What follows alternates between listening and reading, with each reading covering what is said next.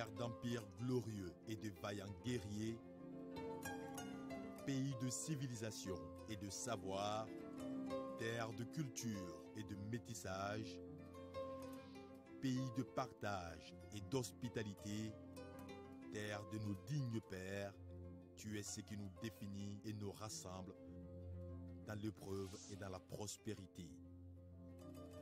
Comme un seul homme et pour un seul destin, nous ferons de toi, Mali, une terre de paix.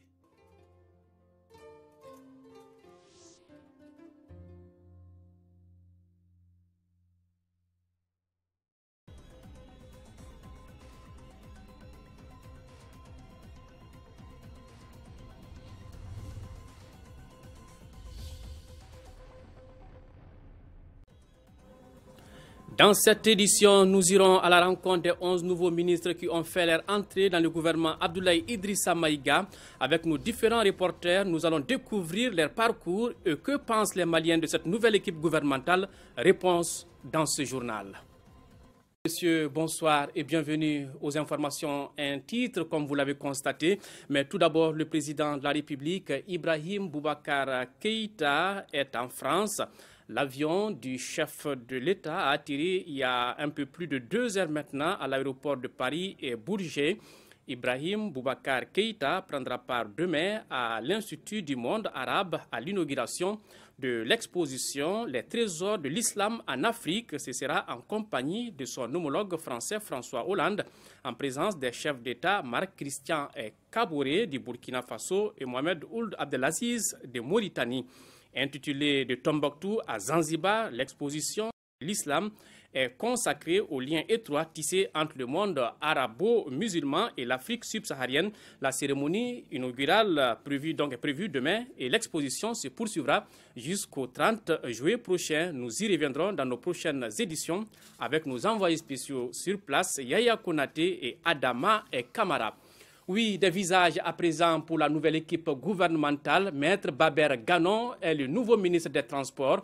Le natif de Djenné, la religieuse, est bien connu tant au niveau des avocats que des politiques. Il est le secrétaire général du bureau politique du RPM. Tcheman Hubert Koulibaly, ministre de l'administration territoriale, lui, maîtrise bien les arcanes du gouvernement puisqu'il est à son 4e portefeuille depuis 2012. Khalifa Nama Traoré nous dresse leur portrait. Maître Baber Ganon partage son temps entre sa famille, son cabinet et son parti, le Rassemblement pour le Mali. Nommé ministre des Transports, 10 jours après avoir soufflé les 52 bougies, Baber Ganon s'est bien illustré d'abord à l'école fondamentale de Djenné, sa ville natale, avant de rejoindre Bamako et le lycée Askia Mohamed, où il obtient le baccalauréat en 1984, série sciences humaines. S'en sont suivis les études supérieures à l'École nationale d'administration, ENA, avec en prime la maîtrise en droit et bien d'autres formations dans son domaine de prédilection. Le président de l'Association des jeunes avocats du Mali, entre 1998 et 2002, a eu une carrière professionnelle bien chargée en tant que spécialiste des procédures pénales, civiles ou commerciales, des contentieux administratifs, électoraux et du droit des affaires. Les multiples occupations professionnelles n'ont nullement impacté son combat politique. Membre fondateur en juin 2001 du Rassemblement pour le Mali, Maître Ganon a gravi les échelons chez les Tisserands, des secrétaires aux affaires juridiques et aux droits de l'homme de 2001 à 2011, deuxième secrétaire politique 2011-2016, l'inamovible secrétaire général de la section des Djenné et depuis octobre dernier, le secrétaire général du bureau politique national du Rassemblement pour le Mali. Tcheman Hubert Koulibaly retrouve un fauteuil de ministre 7 mois seulement après l'avoir quitté. Le président de l'Union pour la démocratie et le développement a tour à tour occupé le portefeuille des affaires étrangères de la coopération internationale d'août 2012 à septembre 2013 dans le gouvernement Cheikh Modibo Diarra et Django Sissoko. Deux autres premiers ministres, en l'occurrence Oumar Tatamli et Moussa Mara, lui renouvellent leur confiance au poste de ministre des domaines de l'État et des affaires foncières de septembre 2013 à janvier 2015. Le passionné et professionnel de communication se verra ensuite confier le ministère de la Défense et des anciens combattants du 10 janvier 2015 au 3 septembre 2016. Tcheman Hubert Koulibaly est détenteur de plusieurs diplômes, DSS en gestion des entreprises et organisations, marketing et management, maîtrise en sciences et techniques de presse et communication d'entreprise, licence en information et communication journalisme, DEUG et licence lettres et langues. À la tête du ministère de l'administration territoriale, Thiema Hubert Coulibaly a la délicate mission d'organiser des élections crédibles et transparentes. Un expert comptable, un docteur en hydrologie et ressources en eau et un avocat occupent depuis hier respectivement les départements de l'élevage, de la pêche, de l'aménagement du territoire de la population et les droits de l'homme, de la réforme de l'État. Ce trio s'est dit honoré de servir le Mali, surtout en cette période décisive de notre histoire. Nyanya Aliou Traoré.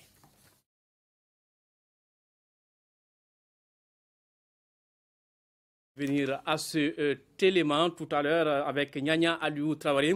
Mais partons pour un autre portrait. Mawloud Ben Katra, bien connu du monde syndical, et Aruna Modibo Touré font leur entrée au nouveau gouvernement.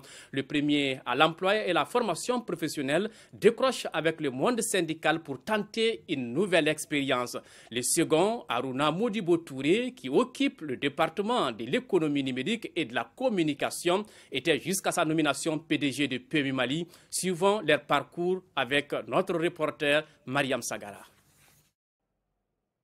Aruna Modibo Touré n'est pas un inconnu de l'économie, qu'elle soit financière ou numérique.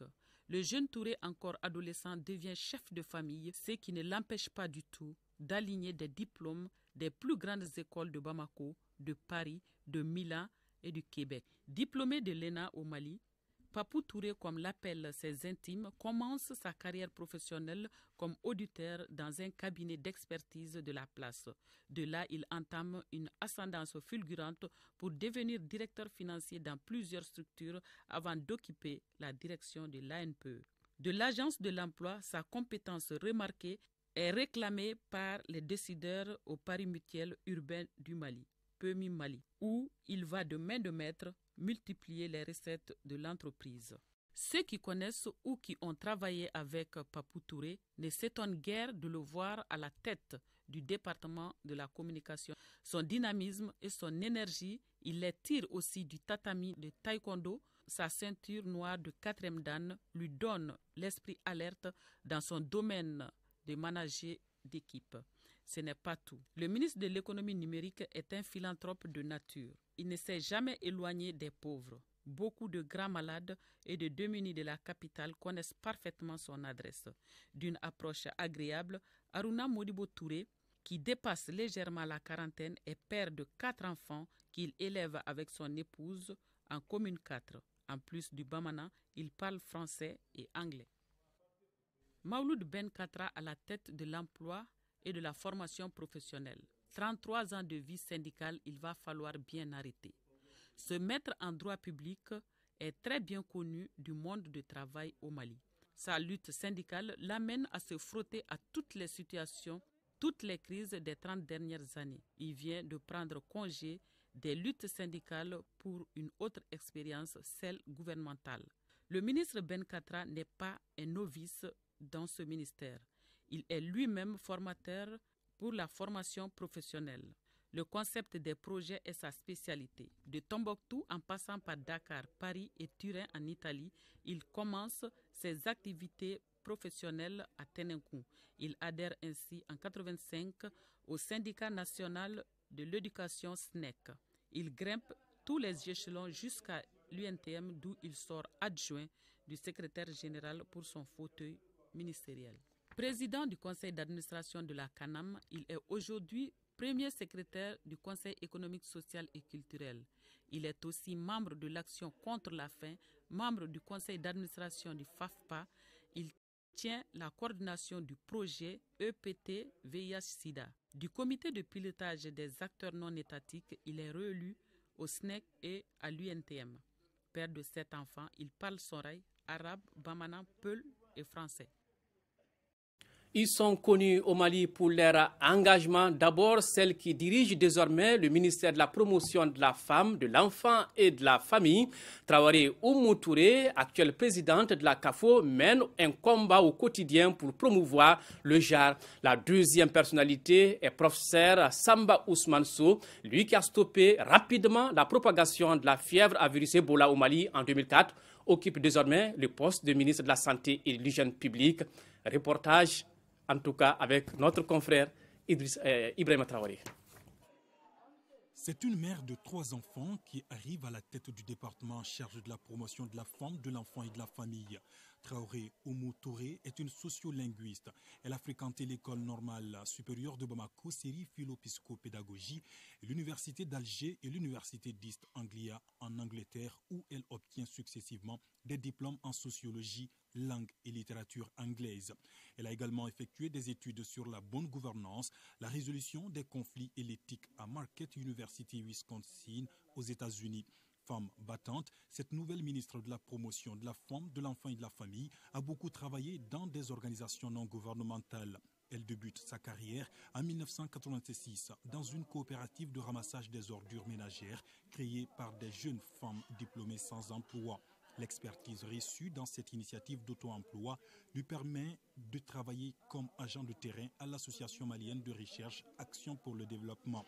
Par la suite, elle se lança dans le renforcement de capacités des agents de développement communautaire au Mali et dans la sous-région. Très engagée et militante du collectif des femmes du Mali, première association de femmes issues du mouvement démocratique, Traoré Oumou Touré était en 1991 parmi les dames qui se sont battues pour l'avènement de la démocratie dans le pays. En octobre 1995, elle crée une ONG de développement communautaire qui dispose actuellement d'un centre de formation dénommé Centre de formation pour l'emploi des jeunes filles.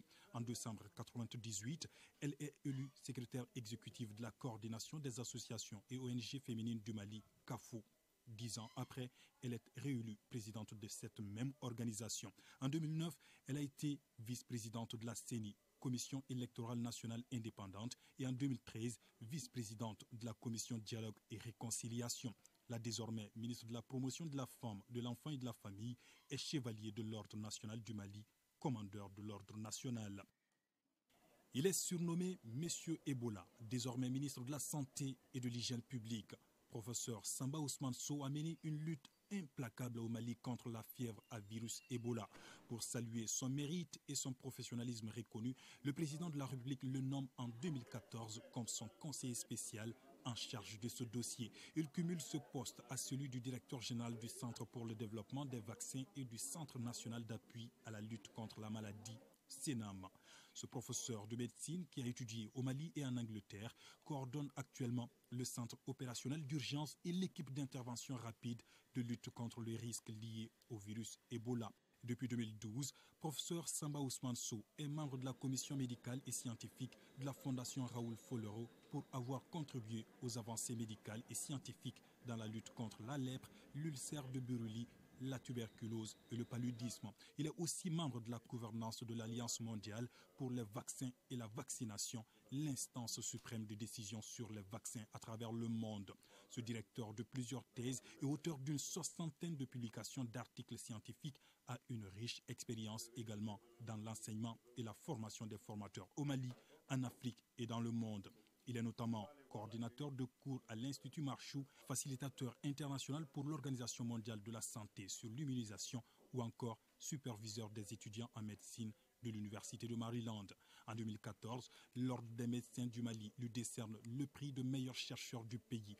Professeur Samba Ousmane Sow est officier de l'Ordre national du Mali et chevalier de l'Ordre national de la Légion d'honneur en France. La lutte contre Ebola, c'était en 2014. Alassane Ag Ahmed Moussa, directeur national du contrôle financier jusqu'à sa nomination, est désormais le patron du département de la décentralisation et de la fiscalité locale. Diplômé de l'Université de Californie Sud aux États-Unis, il est spécialisé en gestion financière et monétaire ainsi qu'en matière commerciale. Son portrait, c'est avec Salimata Dao. Le nouveau ministère de la décentralisation et de la fiscalité locale est confié à Alassane Ag Ahmed Moussa. À 61 ans, il était jusqu'à sa nomination le directeur national du contrôle financier. Le tout nouveau ministre est un inspecteur des services économiques de classe exceptionnelle. Alassane Ag Ahmed Moussa est né en 1956 à Andiramboukan où il a commencé son cursus scolaire. À Bamako, il fréquente le lycée Prosper Camara de 1973 à 1975, puis l'École nationale d'administration ENA de 1976 à 1979. Il obtient en 1985 son Master of Business Administration à l'Université de Californie du Sud aux États-Unis. Le ministre fraîchement nommé a occupé plusieurs postes de responsabilité dans sa carrière. Il fut, entre autres, ministre de l'Équipement, de l'Aménagement du territoire, de l'Environnement et de l'Urbanisme en 2002. Alassane Ahmed Moussa est administrateur de l'Université des sciences sociales et de gestion de Bamako depuis 2015. Le désormais ministre de la décentralisation et de la fiscalité locale parle le français, l'anglais et le tamashek. Il est marié et père de 7 enfants. Un expert comptable, un docteur en hydrologie et ressources en eau et un avocat occupent depuis hier, respectivement, les départements de l'élevage, de la pêche, de l'aménagement du territoire et de la population et les droits de l'homme, de la réforme de l'État. Ce trio se dit honoré de servir le Mali, surtout en cette période décisive de notre histoire. Nyanya Aliou Traoré. Elle, c'est Mme Ly Taher Dravé, le désormais ministre de l'Élevage et de la Pêche. Elle est la grande inconnue de l'attelage gouvernemental. Elle a toujours évolué dans le privé en tant qu'expert comptable. C'est à son bureau qu'on la retrouve au lendemain de sa nomination. La mère de famille de 4 enfants est déjà débordée par les coups de fil de félicitations de ses proches. Mais ce n'est pas pour autant qu'elle perd le contrôle de l'entretien. Elle se dit prête à relever ce nouveau défi et compte sur la collaboration effective des agents de son département. Madame Ly, jusqu'à sa nomination, était la gérante de la société d'expertise comptable Mali Consulting Group. Membre siégeant au Conseil national de l'Ordre des experts comptables et comptables agréés du Mali, Madame le ministre aime la lecture et mène une intense vie associative. Elle est depuis 2016 la présidente de l'association Soro Optimiste. Autre lieu, autre ministre. Voici Adama Tchemogo Diarra. Ce grand amateur de pêche devra désormais faire mordre au bout de son hameçon les grands projets du pays en matière d'aménagement du territoire et de la population. Conscient de la tâche qui l'attend, cet ingénieur de formation dit avoir pour priorité la mobilisation des moyens nécessaires pour la mise en œuvre du programme présidentiel dans son domaine. Père de 2 enfants, le ministre Diarra était le président directeur général de la SOMAPEP, une société qu'il considère comme son bébé pour avoir conduit la réforme qui a abouti à la création de la SOMAPEP et de la SOMAGEP en son temps.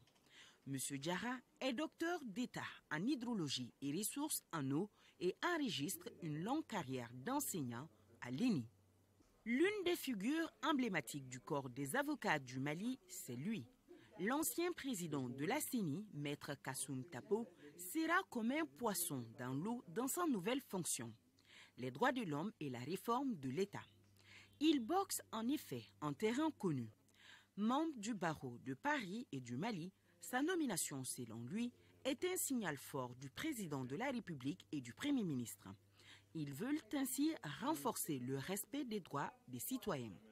Sa priorité sera de faire comprendre aux Maliens les tenants et les aboutissants de la prochaine révision constitutionnelle. Maître Tapo a 5 enfants, férus de lecture. Son dernier livre en date porte sur le candidat français à l'élection présidentielle Emmanuel Macron.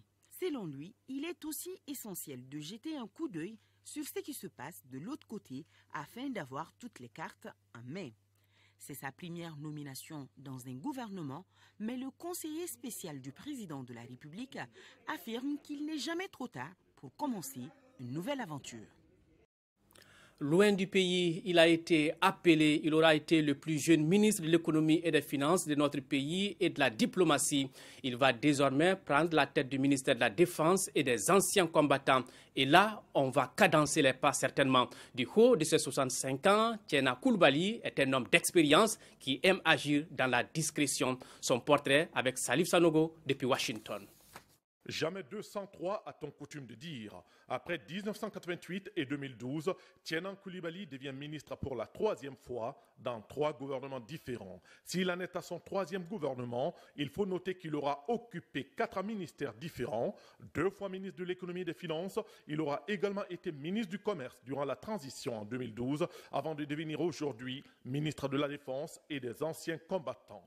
Entre ces différents postes ministériels, ce sexagénaire jovial aura servi en qualité de conseiller technique au ministère de l'Élevage et de directeur général adjoint de la Société libyo-malienne de développement de l'élevage dans les années 80. En 2001, l'ancien étudiant de l'Université Laval au Québec, puis de l'Université Purdue dans l'État d'Indiana aux États-Unis, a été nommé en qualité de conseiller technique à la mission de restructuration du secteur coton, le MSRC. À croire qu'il aura filé du bon coton, puisqu'en novembre 2008, il a pris les commandes de la CMDT jusqu'à son entrée dans le gouvernement en 2012. Après l'élection du président de la République, Ibrahim Boubacar Keïta, Tchenan Coulibaly fut nommé ambassadeur extraordinaire et plénipotentiaire du Mali aux États-Unis en 2014. Maîtrisant l'anglais autant que le français, lui qui adore les défis se retrouve sur un nouveau terrain et aura à cœur d'y imprégner sa marque. Nous vous proposons à présent les appréciations d'un observateur de la vie politique nationale sur la nouvelle équipe gouvernementale. Il s'agit de M. Alexis Kalambri, directeur de publication du quotidien Les Échos. Il est au micro de Niaza Koulibaly. C'est vrai que depuis janvier, on attendait la nouvelle équipe qui vient d'arriver. Il est évident qu'il y aura beaucoup de ressentiments, beaucoup d'attentes non comblées parce que les deux points qu'on avait à mire, c'est la réconciliation nationale et les prochaines élections. Du point de vue des prochaines élections, on ne sent pas trop une équipe de campagne. C'est vrai que le Premier ministre est très politique, mais les ministères clés sont tenus par des gens de différentes chapelles. Et ça, c'est le premier aspect. Du point de vue de la réconciliation, oui, on sent qu'on a mis l'accent, mais peut-être souvent pas avec les personnes qu'on attendait, parce que visiblement, vous avez certains groupes armés qui ont dû faire faux bond à la dernière minute. Mais en tout état de cause, ce qu'on peut apprécier déjà, c'est que les postes clés, ministère des Finances, ministère de la Défense, sont aux mains de personnes à la capacité avérée et qui rassurent par leur comportement, aussi bien que la primature. Donc je pense que oui, en l'état, on a une équipe mitigée, en ce sens que pas forcément tout politique, pas tout technocrate. Donc je pense qu'il y a de quoi avoir des espoirs. À présent, que pensent les citoyens du nouveau gouvernement et quelles sont leurs attentes? Éléments de réponse dans ces micro-trottoirs réalisés par Al-Jumatina. Nous pensons que c'est un gouvernement de large union. Mais je doute fort qu'en une année, ce gouvernement soit capable de prendre le taureau de par les cornes et de juguler tous ces problèmes. L'espoir d'un Mali réconcilié dans une unité qui puisse procurer le panier du ménagère, du simple citoyen lambda. Le nouveau gouvernement, pour moi, c'est un gouvernement de consensus, c'est un gouvernement qui a l'air d'être stable. C'est des hommes et des femmes qui sont vraiment bien sur le terrain. Et les attentes sont grandes au niveau du ministère de la Santé. Avec le nouveau gouvernement, je crois qu'ils vont avoir une solution pour gérer tout ça. C'est un gouvernement de combat, un gouvernement de fer, un gouvernement qui ne respecte pas l'ordre du parti majoritaire, mais l'ordre de l'ensemble des partis qui ont porté le président Ibeka à la tête de l'État. Le Front social est là, d'accord, mais je pense que le gouvernement a la main dans la main de la société civile avec la rentrée de Ben Katra et de Oumou Touré. Le professeur Sambasso aussi est là. On va trouver la solution meilleure aux problèmes qui sont là, parce qu'il s'agit du Mali. Les attentes sont énormes. Augmenter le nombre de ministres, je pense que c'est par rapport aux défis que nous avons aujourd'hui. Et c'est extrêmement important. Et ce que nous avons remarqué, ça c'est aussi le nombre de femmes qui sont dans ce gouvernement. Et nous devons féliciter le président par rapport à ça. Aujourd'hui, ce n'est pas les hommes, mais c'est leur savoir-faire pour relever les défis Le défi que nous avons aujourd'hui, c'est la crise sociale que nous vivons. Ce nouveau gouvernement n'est pas un gouvernement des technocrates.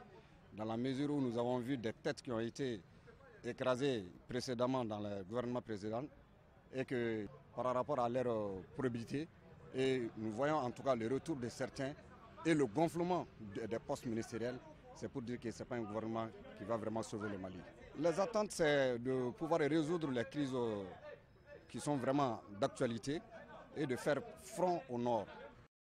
Peu de confrères ont vu le gouvernement venir, du moins se sont hasardés sur le terrain de commentaires ou d'analyses.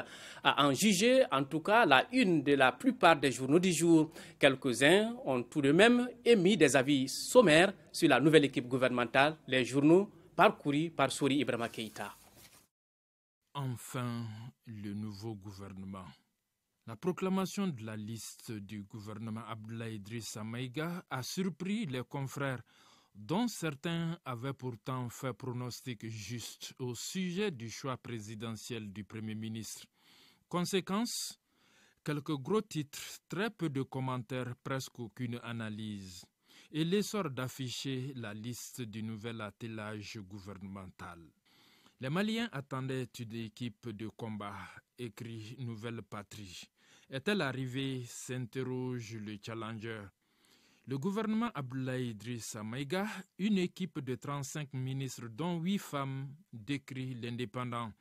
11 entrants, 14 rescapés, 2 revenants et 8 sortants, enchaîne l'indicateur du renouveau.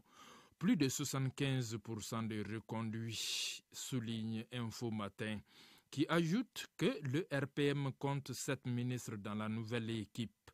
Les titérans reprennent le pouvoir, conclut alors Nouvelle Patrie. En tout cas, l'équipe Maïga ne semble pas disposer de temps de grâce tant les défis font légion, avec des bras de fer sur tous les fronts. D'où la trêve requise par le chef du gouvernement déjà à la tâche, selon Nouvel Horizon et le Challenger. Cela s'appelle à pas de charge. Oui, des messages de félicitations continuent de nous parvenir suite à la nomination du Premier ministre Abdoulaye Idrissa Maïga. Il s'agit des messages de l'ADVR, l'Association pour la défense des victimes de la répression de mars 1991, de l'AMA SNJ, l'Amicale des anciens du Service national des jeunes, de l'Association des fonctionnaires et diplomates à la retraite du ministère des Affaires étrangères, de la coopération internationale. Tous se félicitent du choix porté sur Abdoulaye Idrissa Maïga.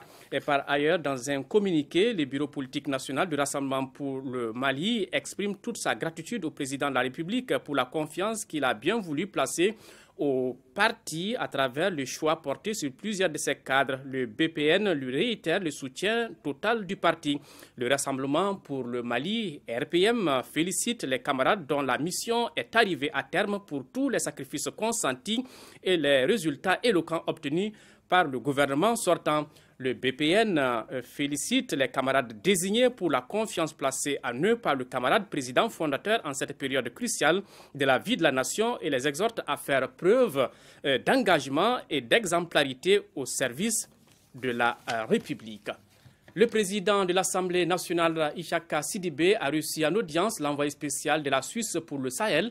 Il s'agit du sénateur Didier Berbera. L'émissaire suisse s'est entretenu avec le président Sidibé sur le processus de paix en cours au Mali et la coopération entre les deux pays. Écoutons le sénateur à sa sortie d'audience au micro de Assa Soumaré. On a discuté de l'avenir de ce beau pays qui mériterait la paix et le développement. Et la Suisse continue par son aide au développement à raison de près de 25 millions d'euros à peu près chaque année à aider le Mali. Elle est présente, la Suisse, depuis 40 ans dans ce pays. Elle a toujours été présente, quelles que soient les circonstances. Et je dirais que c'est un pays ami de la Suisse, parce que le peuple suisse est très attaché au Mali. Beaucoup de mes compatriotes se sont rendus au Mali lorsqu'il était possible de voyager. Et simplement, pour nous, c'est important d'avoir des liens.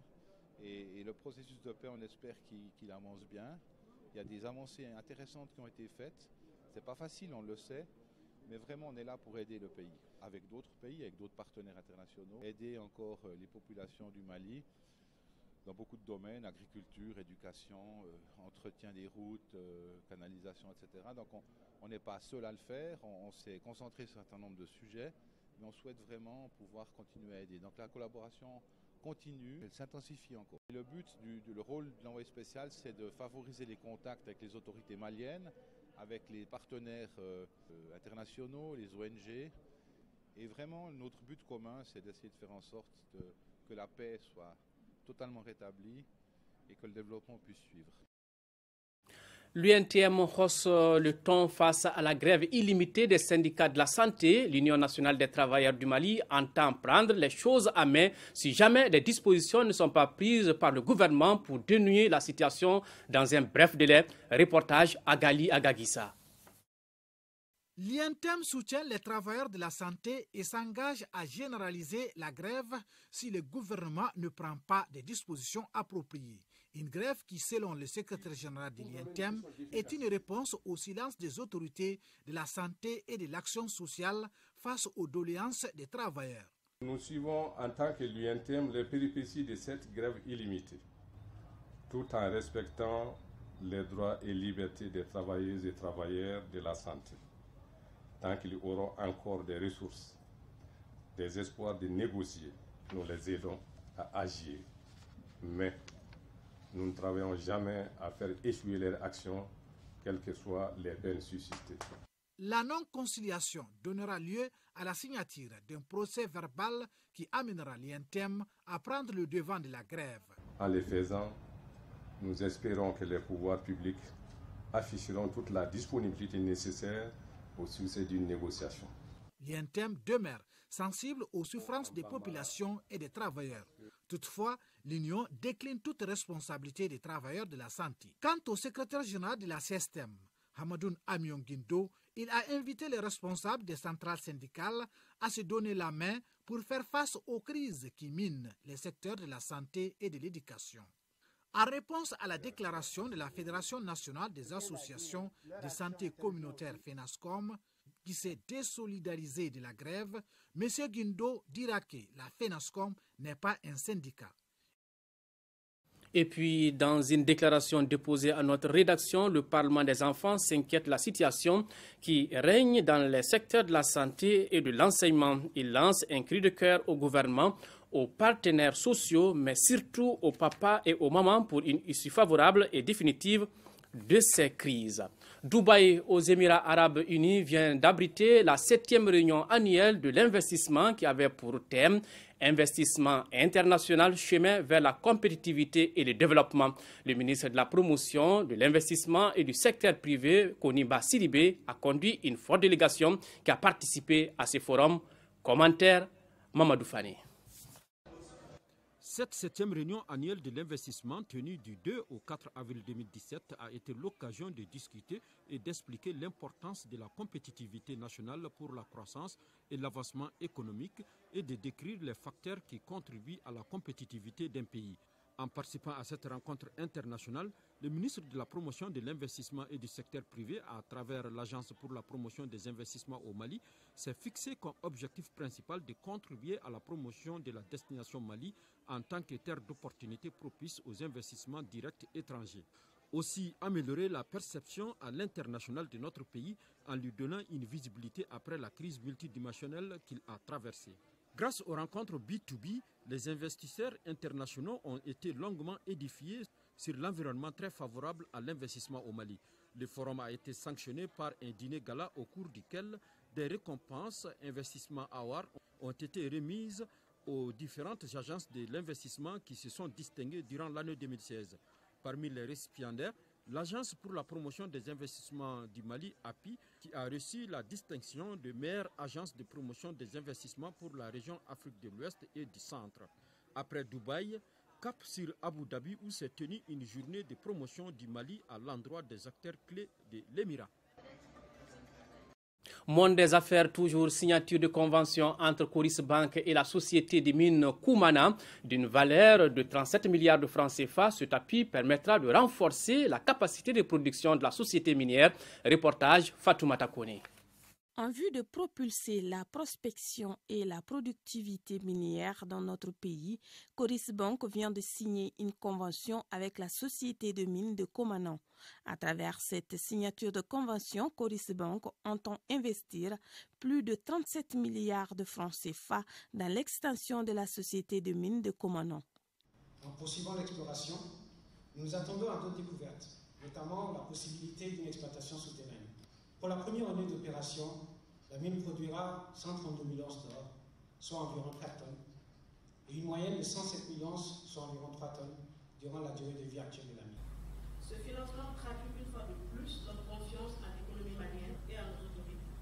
Il permettra sans doute de renforcer nos relations avec Bloomberg à travers sa filiale dénommée Société des mines de Koumana en agrégé SMK et contribuera à faire croître nos interventions au profit de l'économie malienne en général et de son secteur minier en particulier. Cet appui de Coris Bank permettra à la société minière de créer des emplois dans la zone de Yalankoro-Soloba, précisément dans la commune de Yanfolila.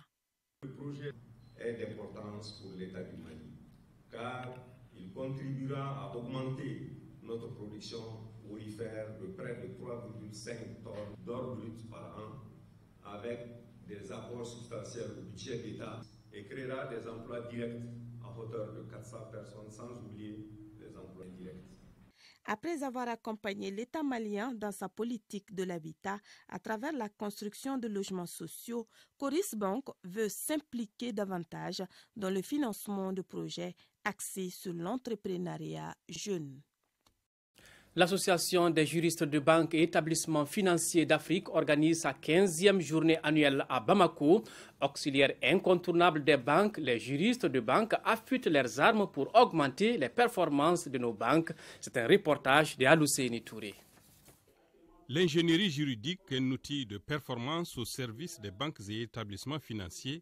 Tel est le thème de cette 15e édition des Journées africaines des juristes de banques et établissements financiers. Au cours de ces 3 jours de travaux, les juristes de banque échangeront sur les voies et moyens de mieux faire connaître la profession. L'INPET AJBF du Mali a été officiellement créé par le récépissé numéro 660 du 15 octobre 2008 avec comme objectif principal d'échanger des informations entre les membres de l'association. Au Mali, nous nous sommes résolument engagés dans la voie d'une unité d'idées et d'action afin de contribuer à une meilleure prise en charge de la dimension juridique dans l'exercice du métier. 7 sous-thèmes vont être débattus. La mise à jour des textes relatifs au fonctionnement des banques et établissements financiers constitue un élément essentiel de cet exercice au vu des risques nouveaux relatifs à l'utilisation des nouvelles technologies. Le choix de ce thème sera l'occasion de rappeler que dans toute activité bancaire se trouve le droit et que le respect de ces règles est une garantie de rentabilité de tout établissement de crédit. Les exploitants bancaires se gossent des multiples mises en garde des juristes qu'ils qualifient de pessimistes. Ils prétendent que l'activité bancaire est basée sur la prise de risque et que si on écoute les juristes, on ne va rien faire. Pourtant, les conseils des juristes peuvent, dans la majeure partie des cas, éviter d'aller droit dans le mur ou de tomber dans un gouffre profond les yeux ouverts. Rapprocher la justice des justiciables, tel semble le défi du gouvernement dont le soutien est déjà acquis à l'association des juristes de banque. Pour jouer pleinement les rôles dans le processus de paix et de cohésion sociale enclenché dans notre pays, les leaders femmes de la CEMA et de la plateforme ont initié un projet pour sensibiliser les femmes du Mali à accompagner la mise en œuvre correcte de l'accord d'Alger. Ce projet a démarré à travers une rencontre pilotée par le Centre pour le dialogue humanitaire. Reportage Fousseini Tunkara. Les initiatives pour que les Maliens puissent regarder dans la même direction, conformément à la vision du président de la République, se multiplient. Parmi ces actions, fait partie ce projet initié par les femmes de la CEMA et de la plateforme sous la houlette du Centre pour le dialogue humanitaire. Un projet qui consiste à faire comprendre aux femmes toute leur place dans l'amélioration du climat social. Nos attentes, c'est que les femmes s'approprient cette initiative qu'elles ont eue, qu'elles partagent avec les acteurs terrains leurs préoccupations, qu'elles identifient auprès de ces acteurs les blocages liés au processus de paix, qu'elles formulent ces blocages en recommandations et qu'au finish, qu'elle partage ses recommandations avec les autorités en vue de faire avancer le processus de paix. Au cours de cette rencontre qui marque le démarrage de ce projet fédérateur, les femmes invitées, à savoir les femmes de la plateforme, celles de la CEMA, des partis politiques, des associations des femmes fêtières telles que Dina Dogon, Tabital Poulakou et l'association des femmes militaires se sont appropriées des termes de référence du projet. Donc vraiment, il faut que les femmes s'impliquent. Il faut que les femmes se lèvent, se donnent la main, pas des plateformes, pas de CEMA. Toutes les femmes du Mali, il faut qu'on se donne la main pour qu'on soit une seule femme pour amener la paix dans ces pays-là. Les femmes de la CEMA plus nos sœurs de la plateforme. Il faut qu'on se donne la main pour qu'on puisse ramener la paix aujourd'hui. Les femmes qui ont participé à cette rencontre seront utilisées pour accomplir la deuxième phase du projet qui consistera à mener des actions de sensibilisation sur le terrain en faveur de l'accord issu du processus d'Alger. La paix, rien que la paix, rencontre de prières et de bénédictions pour le Mali, c'est une initiative du mouvement pour l'union des Maliens de Cheikh Harouna Sankaré. La cérémonie a enregistré la présence de plusieurs personnalités, dont l'imam de la grande mosquée de Médina du Sénégal, Cheikh Tidiane Aliou. C'est un reportage de Adama Traoré. En initiant cette journée de bénédiction pour la paix et la stabilité au Mali, Cheikh Harouna Sankaré, guide spirituel, veut apporter sa pierre à la construction nationale. Pour ces dignitaires religieux, aider son pays ou sa communauté, c'est aussi une adoration divine. C'est un devoir pour nous, fils du Mali, de se donner les mains pour prier pour notre pays, afin qu'il y ait l'entente absolue et la réconciliation, la vraie réconciliation, pour que nous puissions ramener la paix dans notre pays. Cette rencontre a eu lieu au Palais des Sports qui s'est transformé pour la circonstance en un lieu de culte. Une occasion pour formuler des bénédictions afin que notre chère nation puisse retrouver la paix et la concorde, surtout la réconciliation des cœurs. Et en islam, on nous dit que la prière donc, est la force du croyant. Nous rendons grâce à Dieu. Je remercie le président de la République, son Excellence Ibrahim Boubacar Keïta. Je remercie l'ensemble de son gouvernement pour nous avoir aidés à réserver un accueil très très chaleureux à notre chef Tidiane Aliou Cissé. Il a beaucoup prié pour le Mali. Il nous a rassurés qu'à son retour, Inch'Allah Rabbal Alamin, notre pays va prendre un chemin de paix, un chemin d'entente entre les fils maliens. Cette cérémonie a pris fin par la lecture du Saint-Coran dans la communion totale. En 4e région, le Centre culturel Corée a procédé samedi à sa rentrée culturelle 2017. L'événement a été marqué par plusieurs activités, dont une conférence sur la citoyenneté et l'inauguration d'un monument Ngoni dédié à Bazoumana Sissoko. Reportage Kandesila. C'est par une conférence débat sur le thème jeunesse et citoyenneté qu'elle repère que le ton de la rentrée culturelle 2017 du Centre Corée a été donné. Pour le conférencier, les valeurs clés, les repères de la jeunesse malienne d'aujourd'hui doivent être le travail, la droiture ou la vertu, la quête du savoir et l'amour du pays. Il y a des repères dans notre culture qui peuvent nous servir d'assises pour le développement du demain. Une visite guidée des expositions et l'inauguration du monument Ngoni au pied nid de Ségou ont constitué d'autres activités de cette journée. Ce monument, un don du festival sur le Niger à la mairie de Ségou, est dédié à Bazoumana Sissoko. L'année 2017, on aura beaucoup plus de théâtre au Centre culturel Corée, mais on aura aussi beaucoup plus d'humour. Nous avons aussi travaillé sur un programme qu'on appelle Programme Corée Qualité, qui va travailler sur le stage des arts visuels au niveau des jeunes talents du Mali et de la sous-région. Mais surtout, nous travaillons sur la distribution et le marketing. Une soirée culturelle a enfin servi de cadre au lancement de la 10e édition du concours national Talent de la Cité. Ce concours, initié par l'association culturelle Smart Ségou, se veut un espace d'expression de 200 jeunes artistes en herbe à travers un concours dans les disciplines d'art plastique, la musique, la tresse, la photographie et l'art numérique.